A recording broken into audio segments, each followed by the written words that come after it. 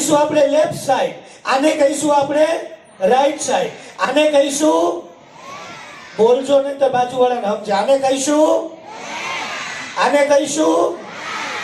હવે નિયમ સાંભળી લ્યો.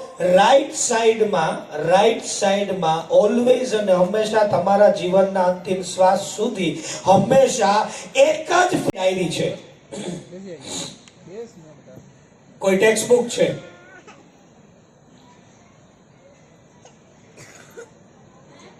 મોબાઈલ નંબર ને બેટા પાસવર્ડ કહેવાનો છે.